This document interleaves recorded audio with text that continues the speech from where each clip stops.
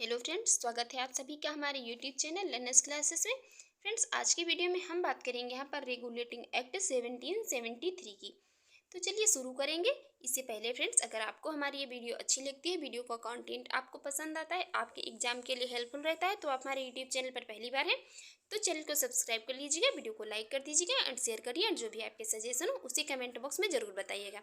सबसे पहले हम यहाँ पर रेगुलेटिंग एक्ट 1773 के कंप्लीट बैकग्राउंड को समझेंगे, उसके बाद हम इसके मेन फीचर्स पे आएंगे। तो चलिए देखते हैं हम यहाँ पर रेगुलेटिंग एक्ट 1773 का बैकग्राउंड। सबसे पहले ब्रिटिश सरकार जो थी, तो ये 1600 ईस्वी में ईस्ट इंडिया कंपनी के रूप में भारत में आती है। 1600 ईस्वी में ईस्ट इंडिया कंपनी के रूप में ये भारत में ट्रेड करने के उद्देश्य से आती है। और उसके बाद ये 1757 में बैटल ऑफ प्लासी एंड 1764 में बैटल ऑफ बक्सर के बाद जो थी ईस्ट इंडिया कंपनी, ये एक ट्रेडिंग कंपनी से पॉलिटिकल पावर बन जाती है भारत में। ये आते तो मतलब ट्रेड करने के, व्यापार करने के उद्देश्य से हैं, किंतु ये मतलब battle of Plassey and battle of Buxar के बाद जो है तो ये एक पॉलिटिकल पावर बन जाते हैं। और जब ये ट्रेडिंग कंपनी से ईस्ट इंडिया कंपनी जो थी तो ये पॉलिटिकल पावर बन जाती है, तो इसका फ़ायदा जो था तो ये सिर्फ ईस्ट इंडिया कंपनी को नहीं ही होता है, बल्कि इसका फ़ायदा ये ब्रिटिश गवर्नमेंट को भी हो रहा था, क्योंकि ब्रिटिश गवर्नमेंट ने ही ईस्ट इंडिया कंपनी को मतलब ये इंडिया और जो भी ईस्टर्न कंट्री थी इनमें ये ट्रेड करने की एक मोनोपली दी थी, मतलब एकाधिकार दिया था। यानी कि ईस्ट इंडिया कंपनी के अलावा कोई भी कंपनी जो थी तो इन कंट्रीज़ में या इन एरिया में ट्रेड नहीं कर सकती थी।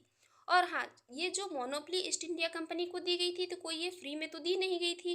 इन कंट्रीज़ में ट्रेड करने के बदले में ईस्ट इंडिया कंपनी जो थी तो ये प्रतिवर्ष 4 लाख ये ब्रिटिश पाउंड गवर्नमेंट को दे रही थी। लेकिन होता क्या है, ये 1768 के बाद जब ये ईस्ट इंडिया कंपनी की फाइनेंशियल हालत काफ़ी ख़राब हो जाती है, जब ये इसकी खुद की फाइनेंशियल हालत काफ़ी ख़राब हो जाती है, तो उसके बाद ये ईस्ट इंडिया कंपनी ने गवर्नमेंट को पैसा देना बंद कर दिया। और जब गवर्नमेंट को पैसा मिलना बंद हो जाता है तो ब्रिटिश गवर्नमेंट ने भी सोचा कि आज नहीं तो कल अपना पैसा तो है जो मिल ही जाएगा। लेकिन यहाँ पर एक नया मोड़ जब आता है, ये 1772 में ईस्ट इंडिया कंपनी ने जब है गवर्नमेंट को मतलब पैसा देने के बजाय गवर्नमेंट से जब 1 लाख पाउंड का लोन मांग लिया। अब ब्रिटिश गवर्नमेंट ने भी अपनी एक मतलब अच्छी खासी ईस्ट इंडिया कंपनी जो थी तो ये ब्रिटिश गवर्नमेंट की अच्छी खासी कंपनी थी, इसको डूबते हुए नहीं देखना चाहती थी। तो गवर्नमेंट ने भी ये मतलब ब्रिटिश गवर्नमेंट जो थी तो उसने भी ये डिसाइड किया कि ईस्ट इंडिया कंपनी को मतलब फिर से वापस इसको रिवाइव किया जाए with the help of regulating act 1773। फिर बेसिकली होता क्या है, ईस्ट इंडिया कंपनी के कामों को रेगुलेट या फिर से सुपरवाइज करने के लिए ब्रिटिश गवर्नमेंट जो थी तो इसने क्या किया, ये रेगुलेटिंग एक्ट 1773 पास कर दिया। तो ये था इसका यहाँ पर रेगुलेटिंग एक्ट 1773 का कंप्लीट बैकग्राउंड। अब हम जानेंगे इसके मेन फीचर्स को। 1773 जो था तो इसका ये अधिनियम जो था तो इसका मतलब अत्यधिक ये संवैधानिक महत्व था। ये संविधान के लिए भी काफ़ी मतलब इम्पोर्टेंट था। भारत में ईस्ट इंडिया कंपनी के कार्यों को नियमित और नियंत्रित करने की दिशा में ब्रिटिश सरकार के द्वारा उठाया गया ये पहला कदम था। रेगुलेटिंग एक्ट 1773 जो था तो ये भारत में ईस्ट इंडिया कंपनी के जो भी कार्य थे उनको नियमित और ये नियंत्रित करने के लिए उनको मतलब रेगुलर और ये कंट्रोल करने की दिशा में ब्रिटिश गवर्नमेंट के द्वारा उठाया गया ये पहला कदम था। और इसके द्वारा पहली बार ये कंपनी के प्रशासनिक और राजनीतिक कार्यों को मान्यता मिली थी। रेगुलेटिंग एक्ट 1773 के द्वारा ही पहली बार जो ईस्ट इंडिया कंपनी थी तो इसके प्रशासनिक और राजनीतिक जो इसके कार्य थे इनको मान्यता मिली थी। इसके द्वारा ही जो क्या था, इसके द्वारा ही भारत में ये केंद्रीय प्रशासन की नींव रखी गई थी। रेगुलेटिंग एक्ट 1773 के द्वारा ही भारत में केंद्रीय प्रशासन की नींव रखी गई थी। ये इम्पोर्टेंट है, याद रखेंगे। ये मतलब कई बार पूछा जाता है कि भारत में केंद्रीय प्रशासन की नींव किस एक्ट के तहत रखी गई थी, तो ये रेगुलेटिंग एक्ट 1773 के तहत रखी गई थी भी थी। तो चलिए देखते हैं रेगुलेटिंग एक्ट 1773 के क्या विशेषताएं थी। पहली विशेषता थी इसकी, इस अधिनियम के द्वारा बंगाल के गवर्नर को बंगाल का गवर्नर जनरल बनाया गया था। ये पहले जो था तो ये मतलब बंगाल का जो गवर्नर होता था उसको सिर्फ मतलब ये गवर्नर पदनाम दिया गया था। और रेगुलेटिंग एक्ट 1773 के पास होने के बाद जो ये गवर्नर पदनाम था, तो ये जो बंगाल का गवर्नर पदनाम था, इसको बंगाल का गवर्नर जनरल कहा जाने लगा। तो ये याद रखेंगे, ये भी कई बार पूछा जाता है कि किस एक्ट के तहत बंगाल के गवर्नर को बंगाल का गवर्नर जनरल पदनाम दिया गया था।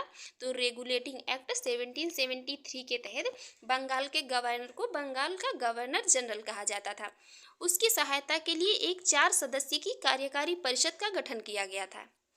और ये जो मतलब था इसकी सहायता के लिए एक 4 सदस्य की कार्यकारी परिषद का गठन भी किया गया था।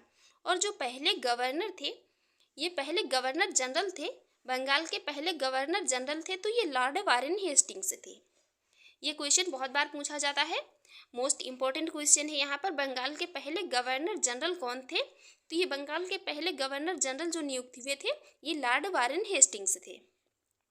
और इसके द्वारा मद्रास और मुंबई के जो मतलब ये मद्रास और मुंबई के गवर्नर बंगाल के गवर्नर जनरल के अधीन हो गए। जो ये मद्रास और मुंबई के गवर्नर थे, तो ये बंगाल के गवर्नर जनरल के अधीन हो गए थे, जबकि पहले सभी प्रेसिडेंसियों के गवर्नर अलग अलग होते थे। जब ये रेगुलेटिंग एक्ट 1773 नहीं पारित हुआ था, तो इसके पहले जो ये मद्रास और मुंबई थे, तो इसके गवर्नर अलग अलग होते थे। जो भी मतलब सभी प्रेसिडेंसियाँ थी, इनके गवर्नर अलग अलग होते थे। लेकिन होता क्या, जब है 1773 में रेगुलेटिंग एक्ट आ जाता है, तो उसके बाद ये जो मद्रास और मुंबई प्रेसिडेंसियाँ थी, तो इसके जो गवर्नर थे, तो ये बंगाल के गवर्नर जनरल के अधीन आ जाते हैं।